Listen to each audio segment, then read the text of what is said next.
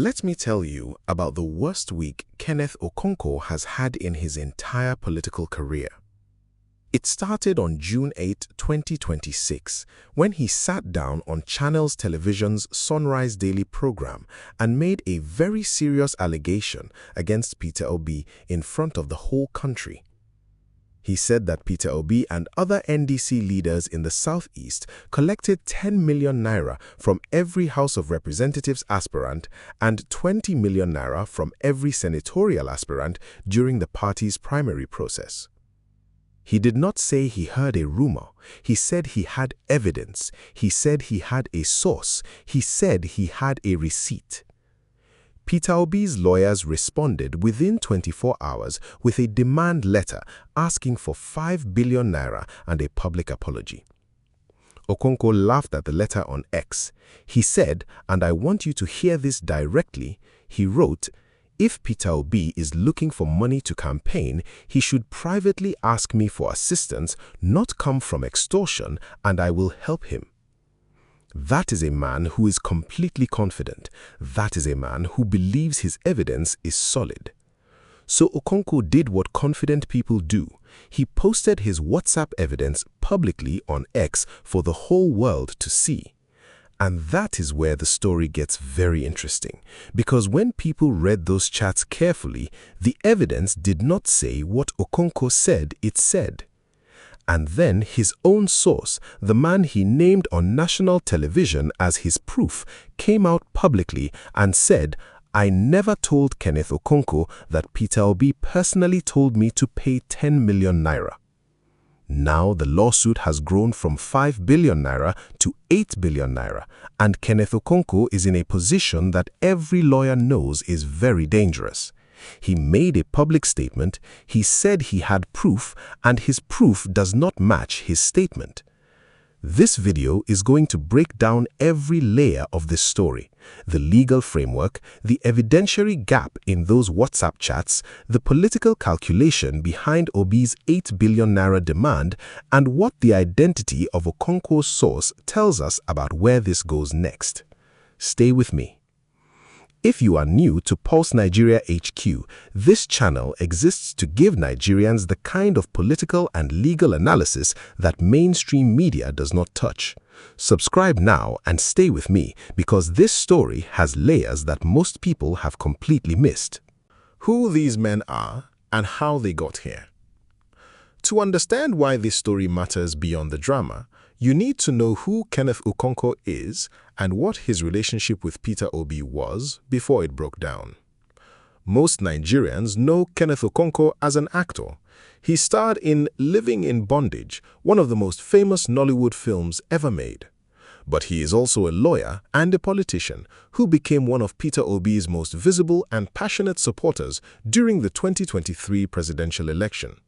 He campaigned for Obi. He defended Obi on television. He was, by any reasonable definition, one of the faces of the obedient movement. The relationship broke down when Peter Obi left the Labour Party after 2023, went to the ADC, and then left the ADC in May 2026 to move to the Nigeria Democratic Congress, the NDC. Okonkwo stayed with the ADC. He became a chieftain of the ADC, and from that point, the two men were no longer on the same side. This background matters because when Okonkwo made his allegations on Channels TV, he was not speaking as a neutral observer.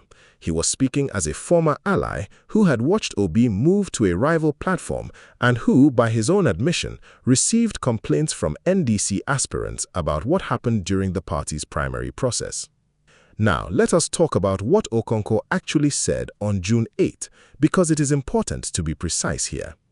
He alleged that Peter Obi, together with leaders of the NDC in the Southeast, informed aspirants that any person seeking to contest a House of Representatives seat would need to pay 10 million naira above the official expression of interest fee.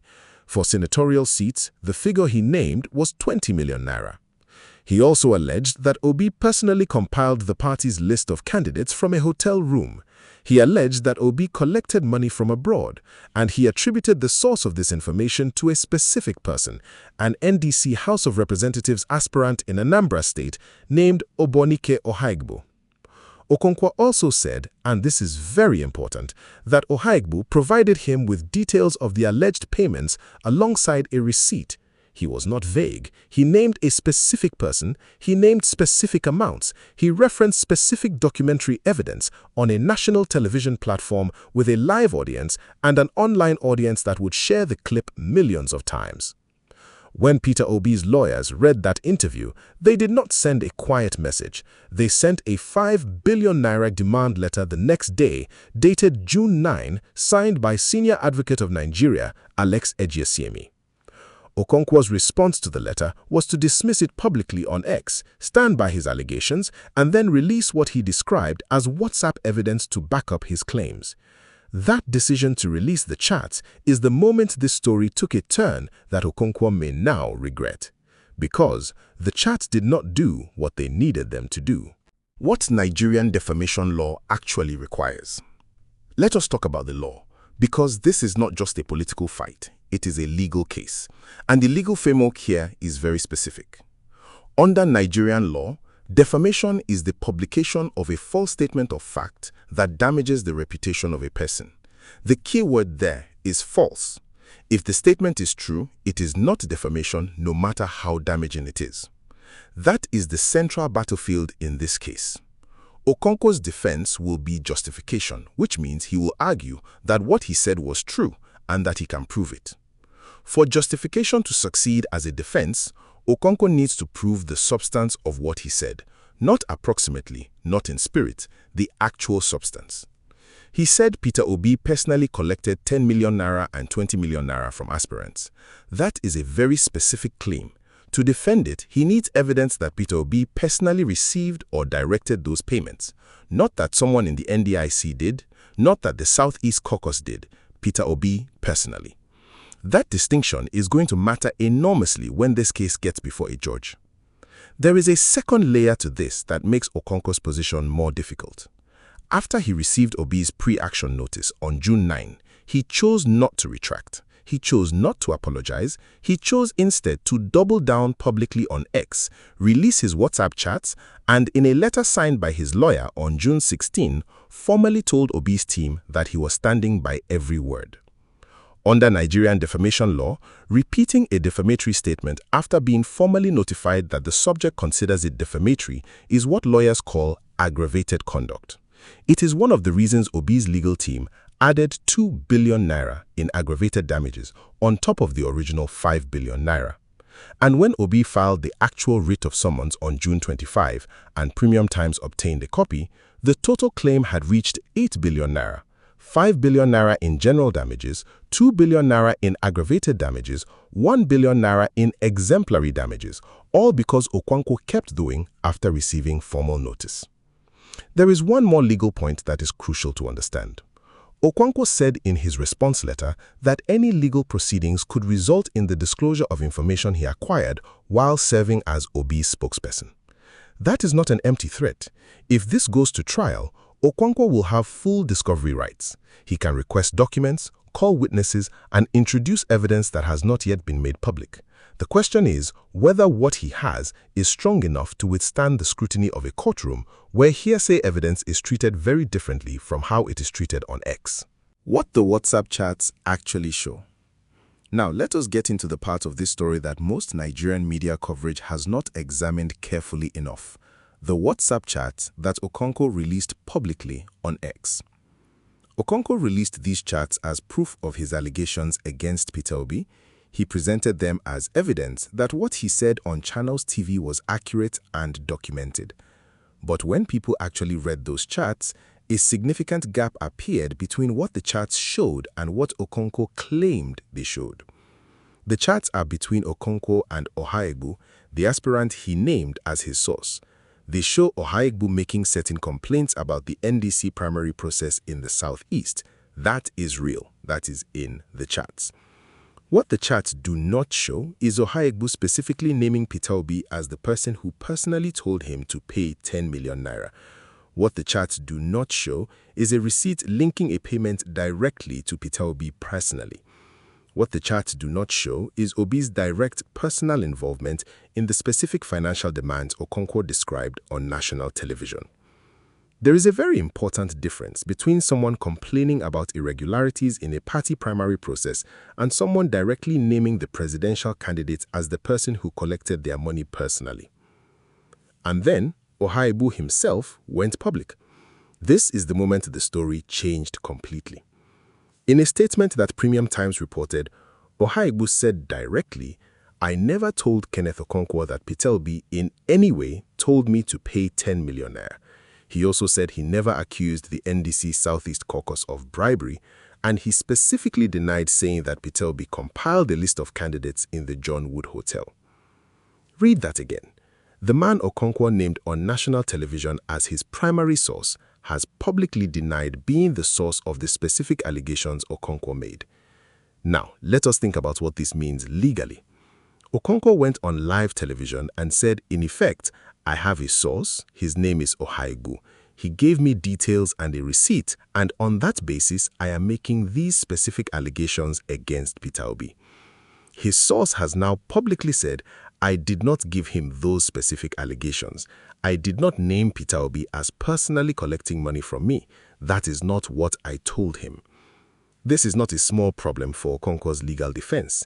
If the man who was presented as the primary evidential basis for the allegations has publicly disavowed those specific allegations, then Okonkwo's justification defense has a very serious gap in it.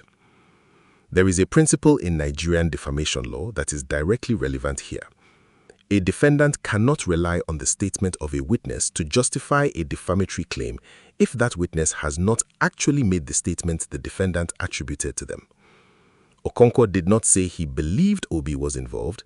He said Ohaegbu told him Obi was personally involved and gave him evidence of it. If Ohaegbu says that is not what he told Okonkwo, and if the WhatsApp chats released by Okonkwo do not contain the specific attribution he described on television, then the gap between what was said on Channels TV and what can actually be proven in court is significant. That gap is what a 9.8 billion naira lawsuit is built on. I want to be fair here. We have not seen every document in this case. Okonkwo has maintained loudly and consistently that he stands by everything he said. He says he has more information that he acquired during his time as Obi's spokesperson. It is possible that evidence exists beyond what he has publicly released. But in a defamation case, what matters is what you can prove to the standard required in a courtroom. And right now, based on what is publicly available, the gap between the specific allegation and the specific evidence is real. Now, before we go further, drop a comment below right now and tell me what you think. Do you believe Okonkwo has more evidence he has not shown yet, or do you think he walked into a trap of his own making? Tell me your view and then keep watching because the next section changes how you should read this entire story. Why N8 billion and why now? Let us step back from the legal mechanics and talk about the political calculation, because this lawsuit is not just about reputation. It is about timing, positioning, and what each side needs from this fight heading into 2027. Peter Obi filed this lawsuit on June 25, 2026. That is the same week the Federal High Court in Lokoja suspended the NDC's registration. It is the same week his 2027 platform was under serious legal threat. A man whose party's registration is suspended and whose presidential candidacy is in legal uncertainty does not want to also be facing a credible bribery narrative on social media. The N8 billion lawsuit is a signal. It says, "I am taking this seriously. I am going to court, and I am not going to let this allegation sit unchallenged in the public space." The size of the claim also matters strategically. N8 billion is not a number designed to be paid. It is a number designed to communicate severity. It says to every other politician, every other ally, every other media commentator, if you make specific false allegations about Peter Obi, this is what comes next. Nigerian political defamation suits have historically been filed and then quietly dropped after the political moment passes. What is different here is that Obi actually filed the writ of summons. This moved from a demand letter to an actual court case with a writ dated June 25th. That is not a bluff. Now, let us examine what Okonkwo gains from this fight, because his behavior since June 8 suggests a man who is not afraid of this lawsuit. Okonkwo is currently aligned with the ADC, the platform that Obi left to join the NDC. Every day that Okonkwo's allegations are in the news cycle is a day that the NDC is on the defensive. Every headline that says Peter Obi denies bribery is a headline that keeps the bribery question in people's minds, even if the story says Obi is fighting back. That is how political allegations work in Nigeria. The denial and the original allegation both travel. Okonkwo does not need to win this case in court to win something politically from this fight. And then there is the former spokesperson angle. Okonkwo served as Obi's spokesperson. He was inside the operation. He knows things that the public does not know. His repeated warnings that going to court will lead to disclosure of information from his time as spokesperson is not just a legal tactic, it is a political message to Obi's camp. It says, if you push this to trial, I will put things into the public record that neither of us wants in the public record. Whether that is a genuine threat based on substantive information or a pressure tactic designed to make Obi settle quietly, we do not yet know, but it is a card Okonkwo is playing very deliberately. There is also a third person in this story that most coverage has underweighted. Former Imo State Governor Achike Udenwa filed his own separate $5 billion defamation demand letter on June 11. This means Okonkwo made allegations on that same channel's TV appearance that have now generated two separate $5 billion demand letters from two different people. That is not a man who made a small offhand comment.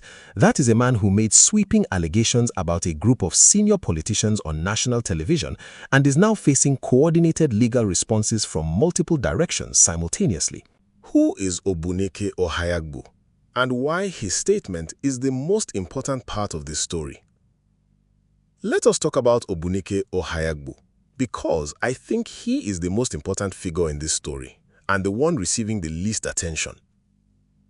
Ohaegbu is an Anambra House of Representatives aspirant who went through the NNDC primary process. He is the man Okonkwo named publicly on Channels TV as the person who provided him with details of the alleged payment and a receipt. Okonkwo did not say, I have reason to believe these things happened. He said, this specific person told me this and gave me documentation. He named Ohaegbu as his evidentiary foundation. Now, Ohaegbu has responded. His statement, as reported by Premium Times, is direct and specific. He said he never told Okonkwo that Peter Obi personally collected money from him. He said he never accused the NNDC Southeast Caucus of bribery. He said he did not tell Okonkwo that Obi compiled a list of candidates in the John Wood Hotel. That is not a vague denial. That is a point-by-point rejection of the specific claims Okonkwo made and attributed to him on national television. What Ohaegbu's denial does to this case is structural. Okonkwo cannot now walk into court and say, my source told me these things happened, because his source is publicly saying, I did not tell him those specific things. Okonkwo can still argue that the charts support his broader allegations about irregularities in the primary process. But the specific and most damaging allegation, which is that Peter Obi personally collected money from aspirants, has now been disavowed by the person Okonkwo presented as its source. That is the evidentiary gap that Obi's legal team is going to build their case around. There are two possible explanations for how Okonkwo ended up in this position. The first is that he genuinely misunderstood or overstated what Ohaegbu told him, in which case his confidence on Channels TV was the confidence of a man who believed he had more than he actually had. The second is that Okonkwo has additional information beyond what he has publicly released, and that Ohaegbu's denial is its own form of political protection. Because naming Peter Obi as someone who personally collected money from you is a very serious thing to say publicly on record. Either way, the public record right now shows a specific allegation, a specific named source, and that source publicly saying the most important part of the allegation did not come from him. Kenneth Okonkwo has work to do. How this case plays out and what to watch. Let us talk about where this goes. The writ of summons was issued on June 25 and directs Okonkwo to enter an appearance within 42 days of being served. The case is in the Anambra State jurisdiction. This is going to move through the Nigerian court system, which means it is going to take time. In the short term, the most important thing to watch is whether Okonkwo enters an appearance and formally contests the case, or whether the two men reach a private settlement before the 42-day window closes. Okonkwo has given no signal of settling. His public posture since June 8 has been escalation, not retreat. His lawyer's letter on June 16 said he was standing by everything. As of this recording, that has not changed. The second thing to watch is whether Okonkwo files a counterclaim or releases additional evidence before the case proceeds. His repeated warnings about information from his time as spokesperson suggest that he may be preparing a disclosure strategy that goes beyond what he has already released publicly. If he does release more evidence, and that evidence is stronger than the WhatsApp chats, the picture changes. If the additional disclosure is the same category of general complaint without the specific personal attribution he made on television, the gap in his defense remains. The third thing to watch is the NDC's response as a party. Okonkwo's allegations were not only against Obi personally, he named multiple Southeast NDC leaders and referenced the party's primary process broadly. If other aspirants come forward to support his account, the narrative shifts. If none do, the isolation of his position becomes more apparent. And the fourth thing to watch is the timeline relative to the 2027 election. A Nigerian defamation trial of this scale and complexity is unlikely to conclude before January 2027. That means this case will be active in the press and generating headlines throughout the entire presidential campaign season. That political reality is something both sides already understand. Here is where we are. Kenneth Okonkwo made very serious and specific allegations against Peter Obi on national television. He named a source. He referenced a receipt. He said he had evidence. His source has publicly denied making the most critical part of those allegations. His WhatsApp chats do not appear to show what he said they should, and a 9 billion naira lawsuit is now moving through the courts with an actual writ of summons filed, not just a threat. Okonkwo is a lawyer. He knows exactly what he has walked into. He has not backed down. That either means he has confidence in evidence that has not yet been made public, or it means he is prepared to fight this case politically, even if he cannot win it legally. What is certain is that this fight is going to stay in the news through 2027. Every hearing date, every piece of new evidence, every public statement from either side is going to land in the middle of a presidential campaign. For Peter Obi, the risk is that a case he wins legally still keeps the word bribery attached to his name in search results and social media for the next 18 months. For Kenneth Okonkwo, the risk is that a case he loses legally will define his political reputation long after the 2027 election is over. Both men are playing for something bigger than this lawsuit, and that is exactly what makes it a story worth following all the way to the end. If this breakdown gave you clarity on what is really happening with the Obi and Okonkwo case, share it with one person who needs to hear it.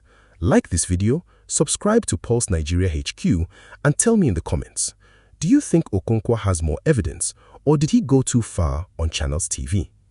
I will see you in the next one.